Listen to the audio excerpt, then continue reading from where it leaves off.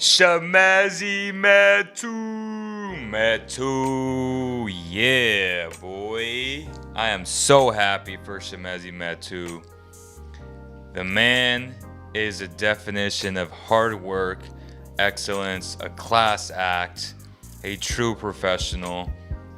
Game-winning shot against the Dallas Mavericks with no Luka Doncic, with a lot of their main players. KP did play tonight. He played really well, and so did Brunson. But you don't take any of that away from the man, Shamazi Metu, who hit a gigantic game-winning shot. Now, some people did point out, Leo, why did you sound like you weren't that excited in the Instagram post that I made about him making the shot? And I'm like, man, it's been 15 years of losing. I'm kind of immune to it. I'm over it. But I'm not over it, man. Shamazi Metu, shout out to you again. What a great shot. I know a lot of Kings fans appreciate that because the man was 3 of 5 from beyond the arc tonight. Coming into this game struggling. I mean, legit struggling. But that shot is just so smooth. It's so silky. And you got to ask yourself, same with Davion Mitchell, it's bound to fall if you put the work in. And we know Davion puts the work in. And we know that Metu puts the work in as well. So I'm super happy for him. And I'm also tuned in to the live post-game press conferences on Zoom right now. Did not attend the game tonight. Did not attend the game last night as well. Still got some stuff going on, but it'll soon come out. With that said, though, Marvin Bagley started again tonight, 28 minutes, 11.7 boards. He had a good game. He had good moments. I thought he had a lot of defensive lapses, about 2-3 of them tonight, where you're going to get that from a guy like him that is primarily there to offensive rebound, defensive rebound, give you those hustle garbage buckets, which are needed to give you that energy, to use that size and that athleticism to get you buckets inside the paint. So I thought it was an okay game. It was a good game for Marvin Bagley. But Metu, the backup tonight, 20 minutes, 4 of 8 from the field, 3 of 5, 8 rebounds, 11 points. It's a good game, and obviously anytime you can hit a game-winning shot, that's big time. So shout out to Metu as well. Harrison Barnes, 34 minutes, 14 points, missed a bunny with the game, pretty much to tie the game. Spin, great moves. You just gotta, finger roll that with the left, man. It just kind of slipped out of his hand. I don't know what happened. It looked like that's what happened, but man, Harrison Barnes, man. Good game, though. Consistent, 14 points, 6 boards, 4 of 10, 2 of 4 from beyond the arc. We'll take that every single night. So, besides that, that shot that he missed, that layup that he missed, I thought he had a solid game. How's everybody doing? Make sure you like, share, and subscribe for more content like this. Shout out to Medici. Go celebrate, man. If you're at the game tonight, make sure you hit up Medici Sacramento for elite pizza, the closest thing to Italian pizza, man. It is delicious. It is delicious. I kid you not.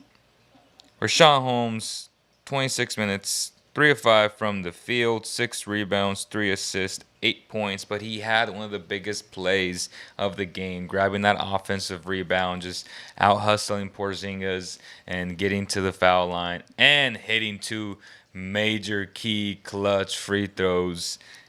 We can't say that enough, right, about Kings players always missing free throws in the clutch. Rashawn Holmes hit both of them. I believe Draper made a comment that he might wear those glasses for the rest of his career. We'll see. But I still believe that he's trying to get back into the zone, into the flow of things, that whatever his eye got poked out, whatever the actual name of the injury is, it's been tough on him, right? It's been hard to adjust to it, and it's gonna take a little bit longer, I feel like. But once he does, he'll be back to being Rashawn Holmes, which is just a beast on both ends of the floor. So we gonna give him a pass tonight for making one of the biggest, most impactful plays, which is grabbing that offensive rebound. De'Aaron Fox, great play. He could have gone for the shot, but the right play was to hit Metu. And honestly, that was the right play for the Dallas Mavericks as well, because you're playing percentages, right? You're playing with the analytics. The analytics say that you got to let Metu hit that shot. Obviously, not that open, but when you collapse on Fox that way, someone's bound to be open, and De'Aaron found him in that corner, which, again, it's a high percentage shot for a lot of players. And Metu was, I think he was 2 of 4 at that point. So he was already 50%. Mavericks were like, man, beat me at the buzzer. Tip my hat off. He made it. I thought it was a bang, good play for both teams. Sometimes it's either you make a shot or you miss a shot. That's what the NBA is. And tonight the Kings won 94-95. If you hit the Kings at plus 2.5 before the game, you made some money. I had them at plus 3.5 in the fourth quarter. I was really shocked, though, that at the 4-minute mark, tied at 88-88 on the live in-play bet, the Mavericks were favorites. And I was like, oh my gosh, Vegas is favoring the Mavericks. With the tied game momentum on the Kings side, and I was like, damn, they may not win this game. And literally, they almost lost the game. You can always tell what the result will be just off of what Vegas's lines are down the stretch, because I don't know how they do it with the numbers they crunch to give you that exact line, but that showed me and told me a lot. And, fortunately for the Kings, Metu, who was struggling from beyond the arc, made a big-time clutch shot. So I just wanted to point that out. It's very interesting, the lines for I've been studying this for a long time, for years. So the lines tell you a lot on how certain games will end up going. It's not always 100% accurate, but it gives you a really good indication of what the ultimate result will be. How y'all doing, man? Nick, Edward, Devin, man, what's up, man? What's up? Make sure you guys like, share, and subscribe for more content like this. 2020 is going to be rock and rolling, man. It's going to be a hell of a year for us content-wise. We're going to provide a lot of NBA content on this YouTube channel, so stay tuned for that. Turn down on the little notification bell, and you will be the first to get that in your inbox or as a notification on your cell phone. So De'Aaron Fox, 7 of 12, 3 assists, 16 points. It's a pretty efficient game. 0 of 1 from beyond the arc. Hey, man, it is what it is. De'Aaron Fox, I thought, had a good game today, and he made the right play. He had some really good highlights. It looked like he was having fun tonight. So that was all. That's always a good thing. Like, that is always a good thing. And in that final possession, talking about De'Aaron Fox, it was great communication, right? Fox knew that Brunson wanted that switch because Brunson didn't want the smoke against Davion Mitchell, and that was talked about in that huddle going into that final possession, which, again, you're down by 2. There's 4 seconds of a difference from the game clock to the shot clock, and you just communicated to perfection. Heads up play. Are the Kings learning? It seemed like it on that specific possession, so give him a round of applause, because that was exceptional defense. That truly was exceptional defense. I can't say enough about that. Whether they continue, who knows? It's the Kings, but you got to give credit where credit is due, and that was really a great moment of growth that they can go back, watch the film, and tell everybody, hey, this is what we did on this specific play. We can do this as a team, man. Let's get our shit together and keep on doing these types of things. It's okay to make the right play sometimes. That's what I will be telling these damn guys, man. But, great execution by De'Aaron Fox. He understands that he can guard Brunson, But when he gets caught on the screen, and this is one of the things that I don't like, is that when he just switches and he just gives the guard that he's guarding just a free, pass per se. And I don't like that because Davion Mitchell always fights. For the most part, he always fights through screens, and Fox isn't that guy. I get it. He has to take a huge load on offense. And again, some say, well, his guys don't even communicate really well. There was a miscommunication there between him and who was it? It was it Damian Jones, or forget where it was, but there was a huge miscommunication and it just looked bad. Alvin wasn't too happy about it, which he shouldn't be, right? And those are the things that Fox earlier in the year, or about 2 weeks ago, talked about being sharp. Those are one of the things. You got to be sharp. You got to communicate, man. And the Kings are awful at that. But on that specific play, with the game on the line, they definitely execute. So shout out to De'Aaron Fox. Tyrese Haliburton, 36 minutes tonight, 4 of 13, 10 assists, 12 points, another double-double. For Tyrese, he runs the show to perfection. He controls the pace, right? He is just, it's amazing to watch his growth as a passer. He continues to get better. He can just move you with his eyes, and, he can be coming to the lane. He looks you off, bam, there's a pass. He just has a great feel for the game.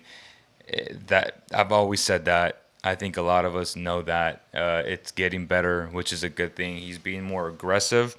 13 shots, 1 of 5 from beyond the arc. Like I said, I think the number is 6 to 9 threes attempted a game for me, for my liking, because I know he's more than capable. He had about 2 in and outs today.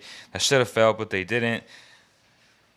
But I like it, man. I think he's moving in the right trajectory, right, of being more aggressive. We saw that today. 12 points, 10 assists. We'll take that. It's a Kings W. Damian Jones, man, he continues to really, really showcase what he's capable of. He continues to impress. 22 minutes, 3 of 5 from the field, 6 rebounds, 6 points, 2 assists. It's the little things, though, man. It's boxing out. It's setting good screens. It's rolling the correct way. It's just a great backup. Just a great backup. He should have been a backup from the very start. I kept saying that, and now you guys are seeing that Tristan Thompson and Alex Len should not be playing over Damian Jones. It's very apparent now. If you ever had a question, there it is. Like, that is your guy coming off the bench. And if he's hurt or there's a COVID protocol, whatever the case may be, yeah, then you play it. Or if he's in foul trouble, yeah, you have some depth at that position, which is a good thing. But those two guys, TT and Alex Len, they got to understand that Damian Jones is a better player right now. And he's better for this team. His energy that he provides, just his ability just to rim run and block shots, it's a great thing to have. So shout out to Damian Jones. Davion Mitchell, man, he comes back from the COVID protocol, and 6 of 9 from the field, 19 minutes, 2 of 4 from beyond the arc, 14 points. Hell of a game for the kid. I've said this all year long. It's only a matter of time before that shot starts to fall, because that shot is smooth. It is extremely smooth. I still don't know why it doesn't fall more often. Who knows? Maybe depth of perception. I don't know. But that shot's going to fall because the kid puts the work in. That's just a fact. He's a gym rat, and I can't wait till that shot falls at a high clip, at an efficient rate. So shout out to Davion Mitchell again, always playing great defense, hustling out there.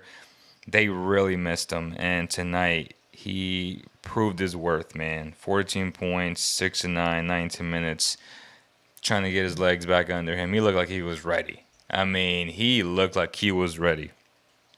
Buddy Hield, 23 minutes, 1 of 5 from the field, 1 of 4 from beyond the arc. 3 points, not a good night, but he's out there to space the floor, but not a good night. You didn't have Terrence Davis tonight, and I'm okay with a 9-man rotation. I really am.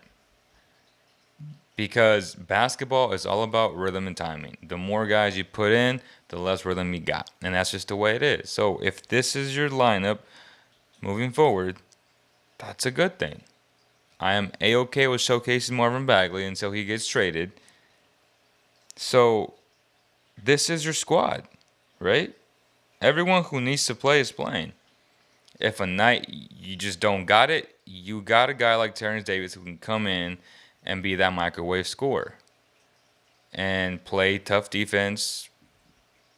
For the most part, it's tough, but at times it's undisciplined and it's reckless. But he's a very good rebounder for his position, and it's nice to have him as a third, type rotational guard after Davion Mitchell and Buddy Hield. So I like it. Again, it's only a 1-point win against a depleted Dallas Mavericks team. They better beat them on Friday, but the Kings are notoriously known for being awful in early games. We'll see what happens. I don't trust them. They're the Kings for a reason. Okay? They are the Kings for a reason. That's pretty much for the game, though. I mean, there were certain things that I really loved offensively today that if I get a chance, I would love to break it down in a film session. Oh, man. Here comes Seabass. Oh, my gosh. I actually agree with Lil Bills. Play Damian Jones. Okay. Here we go. Let's go down the list. Metu like that. Game winner. Great team win. I thought Bagley and Metu both played well. Davion Mitchell. Fox. Absolutely, Leo. I love Holmes. After tonight, I was sleeping on him. He's a hustler and clutch. Apparently. Where it says Davion had some fresh legs. I knew that was Davion's problem with his shot. He's not used to the amount of games the NBA has. He was on fire. Metch's confidence should skyrocket, hopefully. Money in the bank. Why do we switch screens so much? It gets us cooked. Dog. Seems lazy in my opinion. I agree 1,000% with you, bro. I love Fiery Fox. He was angry because of the ticky-tacky fouls called. What has happened with these refs? I thought they were going to let them play. It's so soft. Agree, bro. I mean, that Porzingis got away with a lot of garbage today, man. That was terrible. Kevin says Fox was his first slam of the year. Okay.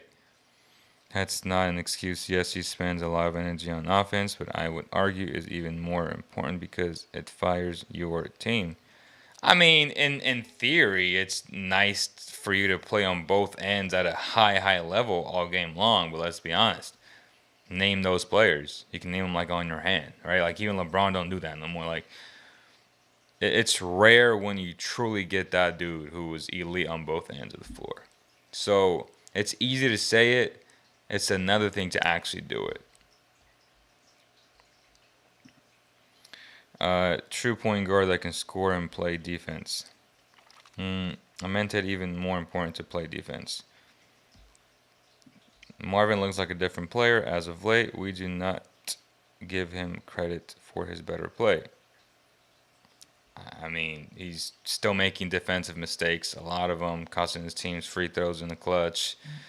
He's a defensive liability, but he's playing his role, which is what I've been saying since day one. Play your role, play within the flow of the offense, and you'll be just fine. Him running specific actions and plays for him is a mistake because he can't go right. And when you have a guy with size, you saw what happened with Porzingis. You really can't get the ball up there like that. So that's something to take note of. It's not like I said he's playing, but I'm just telling you what his limitations are, and he's limited. Like, he doesn't have much in his bag, and that's a fact. Like, he's not very skilled offensively. He's a straight put my head down and hope I get a foul or, go up with it, get, for the most part, guards just going to steal that ball because he brings the ball up too low. You got to keep the ball up here as a big man. Today was a perfect distribution of minutes. Back to 3 forward, 2 guard lineup. It was a back-to-back, though, to give the Kings credit. Watching that shot with Metu again, Kings fans really root for this team. Great win. Michael Jordan was an All-NBA on defense and offense. Yeah, that's Michael Jordan, bro. Don't ever compare him to Michael Jordan again, please. Again, it's hard, man. That's what separates the greats, the all-time greats, from the goods, right? And it's okay to say that. Like, Fox isn't there yet. It's okay. Will he ever be there? Hopefully. I'm hoping that he does reach that type of level where if he's playing very well on both ends. The Kings will have a lot more wins, but it's difficult to do, man. It's not easy. If it was easy, everybody would do it. That's just a fact, man. So let's go over some of the bets that Vince had today. It was his first off day in a long time. We'll go with the first one. The Knicks -7.5, money in the bank. Pacers money line -160. They lost. So the -3.5, they lost for 1 unit. Celtics -5.5, they lost by 9, I think. So that was 2 units. Not a good bet there. Hawks +8.5, they got blown out. Lakers +5.5. That was a winner chicken dinner. Was it a winner chicken dinner? 5.5. Let me see. What was the final score in that game? Yeah, they lost by 5. Wow. So Vince got that by the hook. The Suns -14.5. He hit that. Blazers +220 and +6.5. Both didn't happen because they got blown out. And then the Kings +2.5. That's a winner. So overall tonight, Vince was 1, 2, 1, 3, 4. 1, 2, 3, 4, 5, 6. He was 4 and 6. 4 and 6. That's why you got the in play to help you hedge your bets if those initial pre-bets aren't going in. So, hey, man, Vince is giving you guys a lot of winners since the 15th of this month. So, shout out to him. He'll be doing it again tomorrow. So, stay tuned for that. Turn on your notification bell because it's going to be good. I agree. Marvin's a quality role player off the bench. Yes, thank you. El Lobo is back. It's tough for Fox, the Kings to keep changing his role, and he really needs to get a shooting coach, 100%. One of the things I said yesterday, like he needs to get a shooting coach. That is going to be major for his progression and his trajectory as a player that I projected him to be and that I'm hoping him to be, and it's definitely hiring the right shooting coach. I think that's Rafa Dor, but we'll see. Point is, we cannot be making the excuse that he spends too much energy on offense. Fox is no Jordan, obviously, but he does need to give it all on D. No, he doesn't. I hate to agree with you.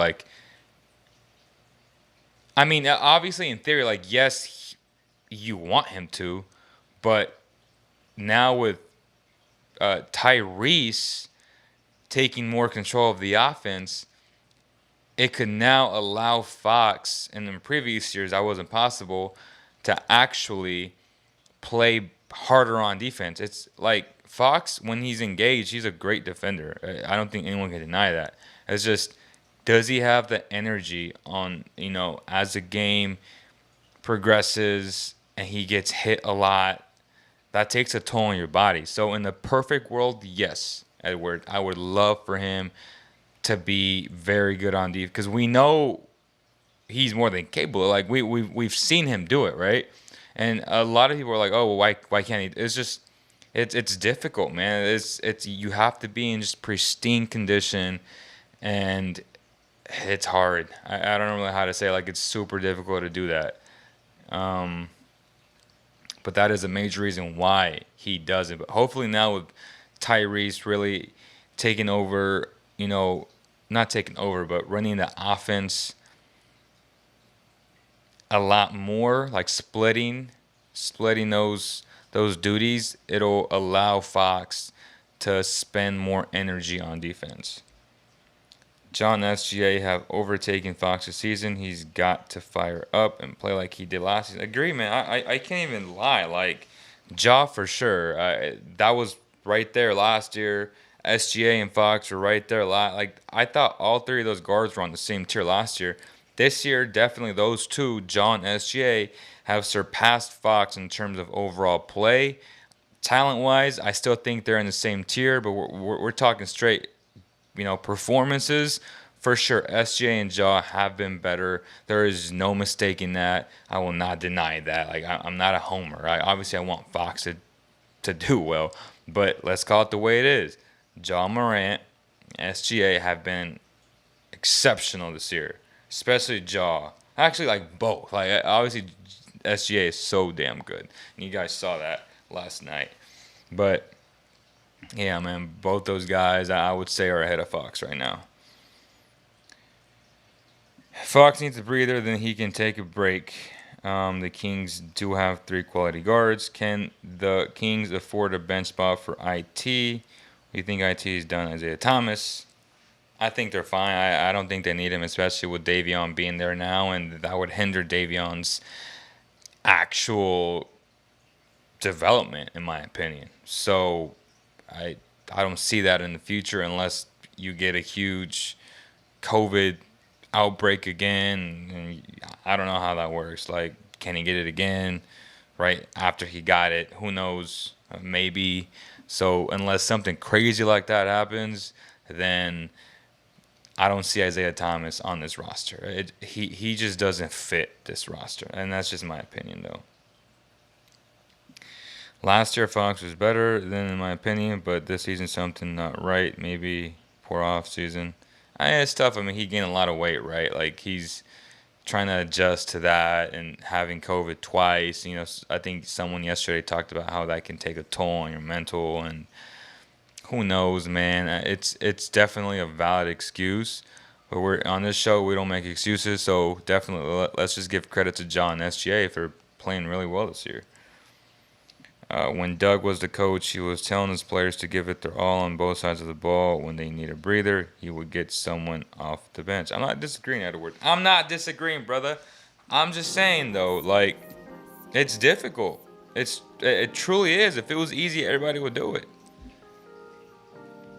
Well, that's going to do it, y'all, man. I appreciate you guys for always tuning in. Make sure you guys like, share, and subscribe for more content like this. Shout out to Vince. Definitely check out Vince's picks tomorrow.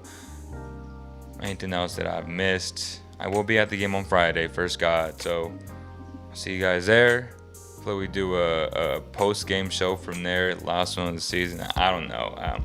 I'm having family coming over, so I may not do one from the arena because the game's at 3. By the time people come up, yeah, probably not. But you know, let's start 2022 on a good note, though. Hopefully they win this game. That'll make it 3 in a row. And then they get the Heat. That'll make it 4 in a row. And who knows, man. The West is wide open. It literally is wide open right now. Right now, the Kings are 11th. The Spurs are 10th. So they're only a game and a half out of the 10th spot. 2 games out of the 9th. And 4 games... Actually, 2 games out of the 7th, and 3.5 from the 6th. So that's gonna do it, y'all. Thank you guys so much. Make sure you like, share, and subscribe for more content like this as well. More breakdowns, more podcasts, more betting shows coming to you on the Basketball Zone YouTube channel. I'll see you guys very, very soon. Peace.